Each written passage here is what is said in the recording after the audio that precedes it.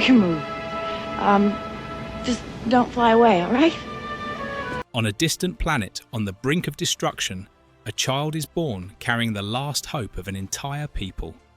This is the beginning of the Legend of Superman 1978, when Jor-El and Lara decide to send Kal-El to Earth to escape Krypton's tragic fate.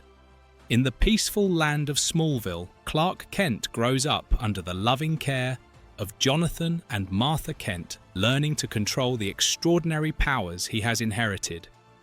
But that power is not just a gift, it is also a burden. How to become the hero the world needs while protecting those around him from unforeseen dangers. As he grows and steps into Metropolis, Clark is both an ordinary reporter at the Daily Planet and a superhero with a mission to save humanity. The story reaches its climax when Lex Luthor, the cunning criminal genius, plots to unleash 2 nuclear missiles to wreak havoc, and only Superman can stop him. But behind those thrilling scenes lies a world of chaotic behind-the-scenes stories, from failed flying experiments, the crew's tears, when they first saw Superman truly fly to Marlon Brando, paid a massive salary, but refusing to act, and the extraordinary effort of Christopher Reeve when he had to gain 12 kilos of muscle. Let's explore 20 little-known behind-the-scenes facts about Superman with fact number 14, sure to surprise you. 20. Christopher Reeve trained by Darth Vader. Initially, producers and the director sought major stars for the role of Superman to ensure commercial appeal. With candidates including Robert Redford, Burt Reynolds, Paul Newman, Jon Voight, Charles Bronson, Nick Nolte and Christopher Walken. Some declined due to fame or reluctance to be tied to a superhero image, while others did not meet physical or acting requirements. The search even extended to athletes hoping to find someone with both the Superman physique and the right public persona. In this context, Christopher Reeve, a nearly unknown actor with only a few small roles, became the candidate persistently recommended by casting director Lynn Stolmaster. Initially, Reeve was considered too skinny and young. Superman needed to be muscular and proportionate in the costume, and at the time, they met Reeve was 1.95 million tall, but only weighed 83 kilograms. Donner was skeptical, but Reeve assured him he had been muscular before and could regain it. So after hundreds of auditions and over 200 candidates considered, Reeve stood out for his natural acting ability and perfectly fitting image, ultimately being chosen to wear the red suit and carry the role of a legend. Before acting, I was a real athlete, Reeve said. I had lost 23 kilos. I could gain it back. To help Reeve regain his physique, the production enlisted bodybuilder David Prowse, who played Darth Vader, and asked him to help Reeve build as much muscle as possible in about 6 weeks. Reeve eventually weighed around 95 kilos when filming began. 19. The crew cried when they first saw Superman fly. The moment Superman first flies on screen in Superman was a magical moment that brought many crew members to tears. Director Richard Donner insisted that the crude flying methods from earlier TV series could not be used. The character had to fly realistically, vividly, and convincingly appear to hover in mid-air. This challenge put the entire special effects team in a high-pressure creative battle to invent a completely new technique. The magic was created by optical expert Zoran Perisic, who developed the Zoptic system, using 2 interacting zoom lenses coordinating the camera and front projection system. Christopher Reeve stood on a pole near the camera performing flying actions, while the background moved at the correct ratio, creating the illusion of soaring into the sky. The effect was both convincing and smooth, making the audience believe a real person could fly. When the system worked perfectly for the first time, Donner said that crew members could not hide their emotions. Many cried with awe at the miraculous sight. That moment marked not only a breakthrough in filmmaking techniques, but also demonstrated the power of collective creative effort. The dream of bringing a comic book hero to life became a visible miracle for everyone. 18. The chemistry of Superman and Lois. The relationship between Superman, Clark Kent, and Lois Lane is not just a romantic story, but the emotional core of the entire film. Christopher Reeve and Margot Kidder created a rare chemistry. Clark's Superman is strong yet lonely, while Lois is tough, curious, and truth-seeking.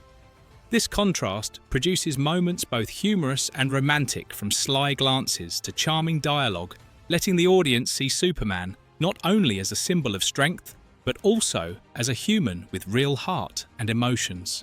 Margot Kidder was chosen after more than 100 actresses were considered, thanks to her perfect compatibility with Reeve creating the most complete on-screen Lois Lane.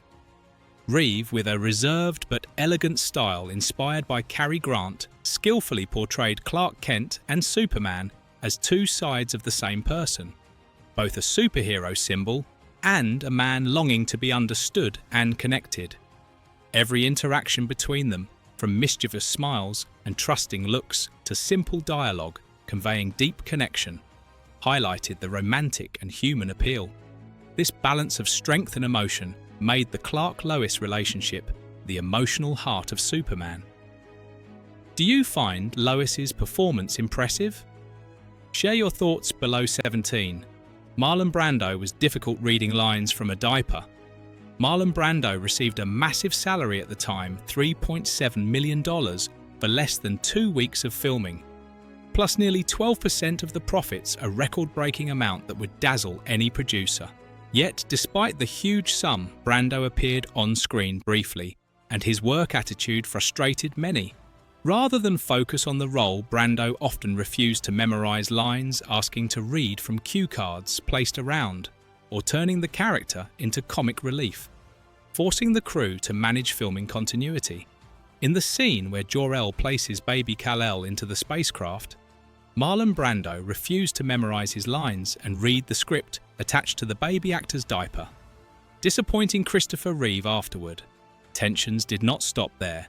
Hollywood legend has it that Brando once had the right to approve the actor for Superman and Sylvester Stallone, then a rising star, after Rocky was rejected, causing Stallone to publicly criticize Brando on a talk show. These conflicts, combined with Brando's brief yet iconic presence, caused Christopher Reeve and the crew to dislike him. 16. The mustache prank. A famous, humorous moment on set was the mustache prank between Gene Hackman and director Richard Donner. Hackman, playing Lex Luthor, refused to shave because it was part of his style. Donner tricked him. He said if Hackman shaved, he would shave too. Hackman agreed and shaved his signature mustache, believing Donner would do the same. As soon as Hackman finished, Donner slowly removed a fake mustache he had been wearing, revealing a mischievous smile. The prank surprised Hackman and made him laugh, relieving tension on set. 15. A 500-page script from the author of The Godfather. When the Superman project began, producers Alexander and Ilya Salkind hired Mario Puzo, the legendary author of The Godfather, to write the script, hoping to turn the superhero story into a cinematic masterpiece. Puzo spent a lot of time researching with editors and DC Comics, producing a massive 500-page script spanning 2 films with countless creative details and quirky scenes. However, when Richard Donner read it, he was almost stunned. Many segments, plot points and lines felt nonsensical and did not honor the Superman legend. Donner recalled reading that Superman was searching for Lex Luthor in Metropolis with the scene so absurd that he was looking for all the bald heads in the city, then flew down to Patagai Telesavalas and got a lollipop. He felt that filming according to this script would ruin the character he grew up with. Determined to protect Superman's spirit, Donner enlisted longtime collaborator Tom Mankiewicz to rewrite the story, refine the structure, characters and pacing, turning the original idea into a dramatic, emotional and iconic superhero tale. As a result, although Mario Puzo was credited for story and screenplay, most of his original ideas were not used. What do you think of this fact? Share your thoughts below 14. Hands-off Krypton costumes. The costumes of Krypton's inhabitants in Superman were not just clothing, but symbols of radiant and refined light designed to reflect the planet's energy. Designer Yvonne Blake used special materials with tiny glass beads usually used for projection screens so that when lit, the costumes glowed magically, as if the characters were wearing garments containing cosmic energy. This effect made Krypton's scenes enchanting and vivid, immersing viewers in a completely different world. However, this beauty was extremely fragile. Touching it directly with bare hands would damage the reflective surface. Therefore, the entire crew had to wear cotton gloves when handling the costumes.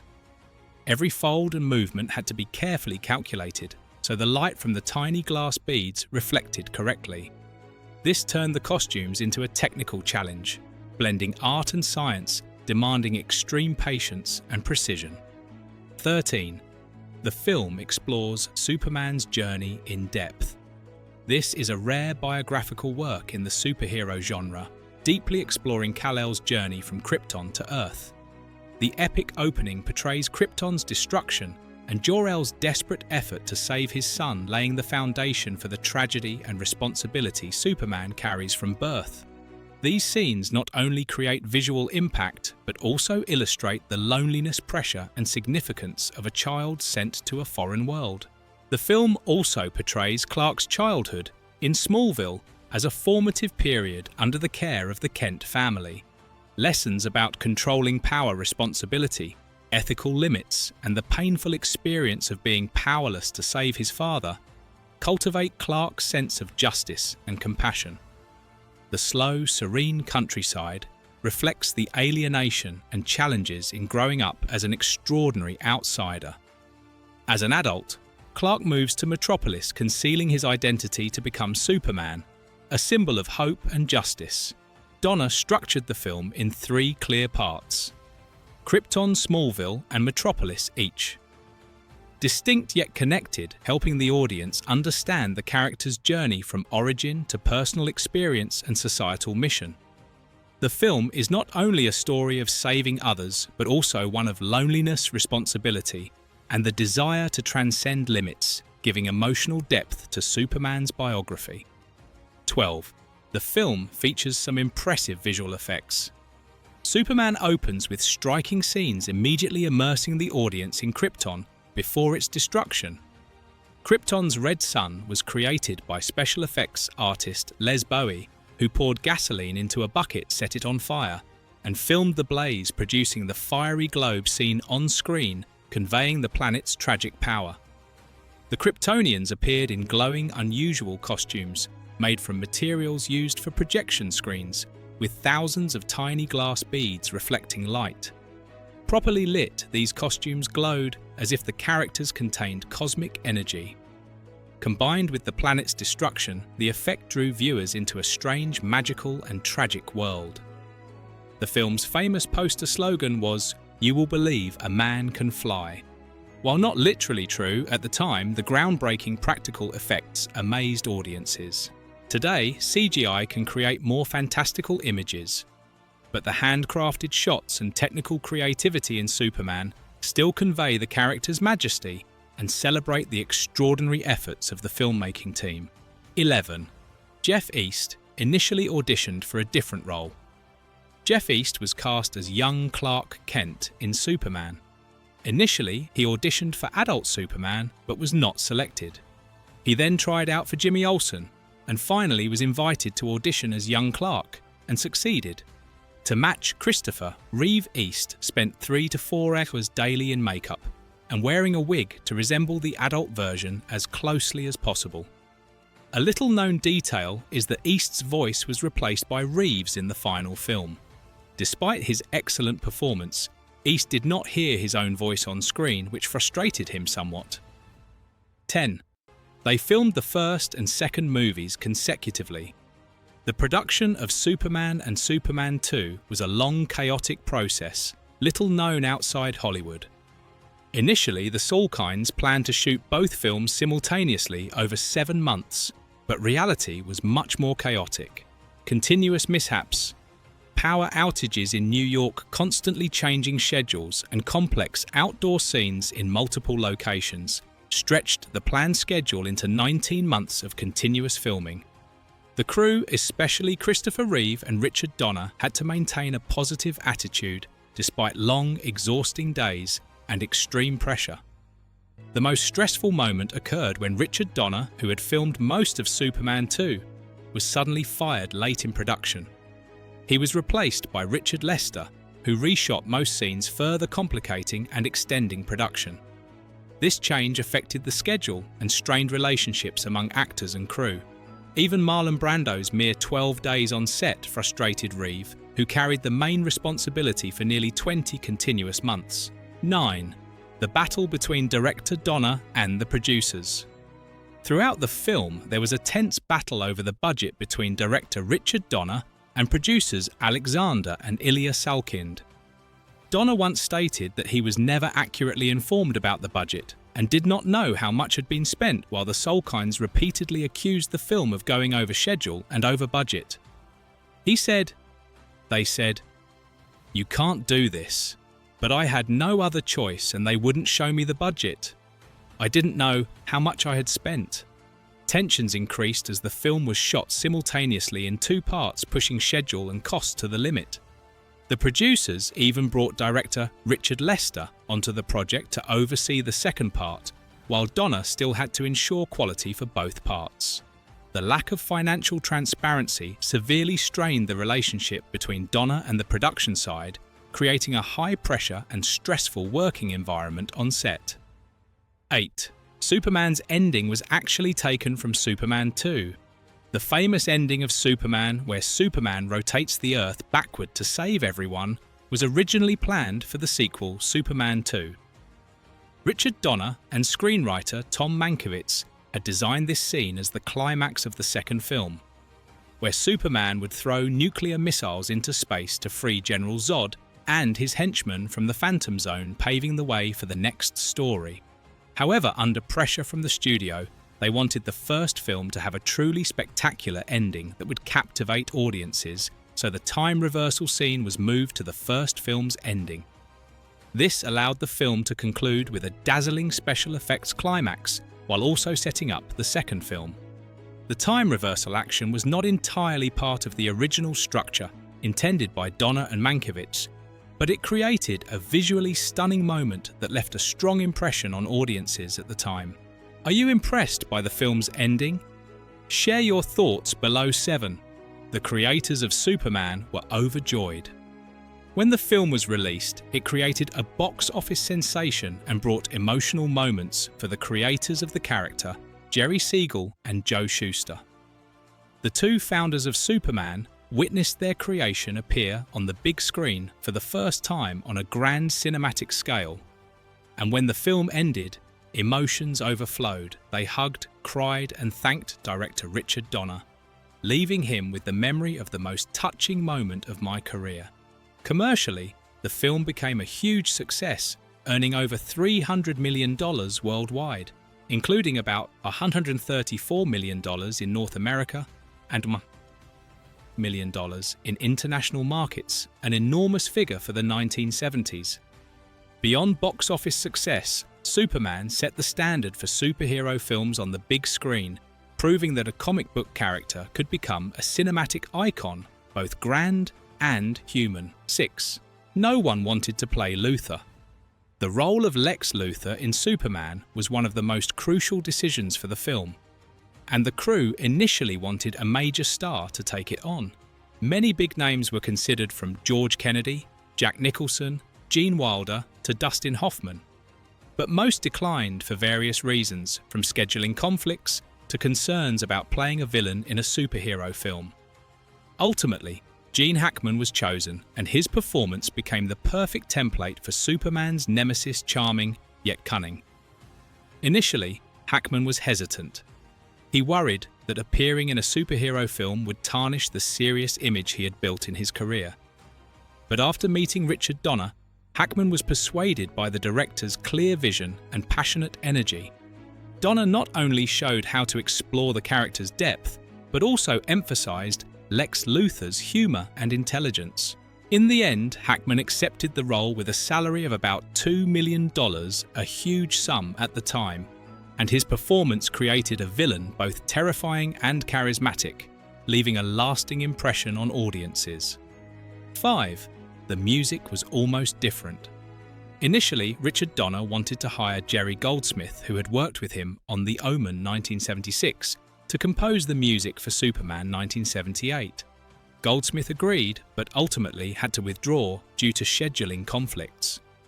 Instead, John Williams, who had just won an Oscar for Star Wars 1977, was invited to score the film. When Donner first heard Williams' music, he admitted he was speechless and could only hug Williams and shout "genius" because he knew he had found the right person to bring epic music to the screen. Williams composed the Superman March, which became the character's iconic theme, with bold opening trumpet notes and soaring expansive melodies, along with sub-themes like the Leaving Home theme for Smallville and the Love theme for Lois and Clark. The score not only accompanied action scenes, but also conveyed deep emotion, elevating Superman's story to a symbolic level. Thanks to Williams' music, Superman on the big screen was not just a superhero with extraordinary strength, but also a grand figure bringing both persuasion and emotion to the audience. The score became an inseparable part of the film, making viewers believe that a man can really fly. 4. A crisis. The filmmaking process was truly an organisational crisis from the start. The Solkinds planned to shoot 2 films simultaneously, but the number of set shots and special effects exceeded any standard at the time. Director Richard Donner had to break the shooting process into smaller, more manageable parts, with 7 filming units working simultaneously. He constantly moved between crews by the tram, overseeing every shot and ensuring progress. Donner recalled he carried multiple walkie-talkies on the tram and received constant calls from the production team. They said, "Go to the stage they're testing. We're ready to shoot." I would shoot the main scenes, then spend hours setting up a new set because it was so large. This complexity extended the original 7-8 month plan to 19 months, creating enormous pressure for the entire crew. The production chaos was not just technical, but also revealed conflicts between Donner and the producers over budget, schedule, and control. Coordinating multiple crews, vast sets, and complex effects made each day on set a major challenge. But it also contributed to creating one of the most iconic superhero films of all time. 3. Perry White's role changed at the last minute. The role of Perry White in Superman 1978 almost went to someone else when Keenan Wynn, the originally chosen actor, suddenly suffered a heart attack just before filming began in London. In an emergency, Richard Donner and Tom Mankiewicz had to call numerous actors ready to pick whoever answered. Fortunately, Jackie Cooper responded and immediately accepted the role, becoming the familiar face of the Daily Planet editor throughout the series. This moment demonstrates the crew's decisiveness and flexibility. Within a few hours, a key role was filled, ensuring production progress while maintaining quality, contributing to Superman's huge success. 2. The pre-production phase of Superman 1978 at Cinecittà Studios in Rome began with high ambitions but quickly turned into a costly mess. Initial flying tests repeatedly failed, costing the producers about $2 million and putting enormous pressure on the entire team. Incomplete effects techniques and a difficult working environment caused the situation to spiral into a crisis, forcing the crew to continuously adjust shooting schedules and set designs. The situation worsened when Marlon Brando, cast as Jor-El, could not film in Italy due to a legal hold related to Last Tango in Paris 1972. This forced the entire production to move to England at the end of 1976, increasing costs and requiring urgent rescheduling of sets and shooting plans. The chaos in Rome vividly illustrates the challenges of turning Superman from a comic book into a cinematic icon, and marks the first turning point in the film's arduous but ultimately successful journey. 1. The crew invented 3 flying techniques. At the time, creating flying effects was a major challenge because technology did not have modern CGI. Therefore, the effects team invented 3 main methods to make flight feel realistic to the audience. Wirework was used for takeoff and landing scenes where actors were suspended on wires up to 50 feet high, creating the sense of actual flight in space.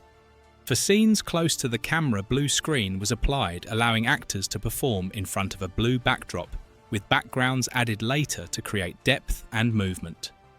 Meanwhile, long-distance or horizontal flight shots used the Zoptic technique, combining front projection and camera zoom to create the illusion of smooth motion and three-dimensional space. This made the audience truly believe a man could fly. Are you impressed by the flying sequences in the film? Share your thoughts. After exploring 20 fascinating facts about Superman 1978, from chaotic behind-the-scenes challenges to bursts of creative brilliance like flying effects, and John Williams's legendary score, it's clear that creating this cinematic icon required the crew to work tirelessly and face countless difficulties. Have you ever wondered how much effort and innovation went into perfecting the classic scenes you love? Thank you for following along and discovering little-known stories about Superman. If you want to continue exploring more exciting behind-the-scenes secrets of cinema and superheroes, don't forget to subscribe and turn on notifications to never miss a video. Share your thoughts on these facts in the comments. Which detail impressed you the most?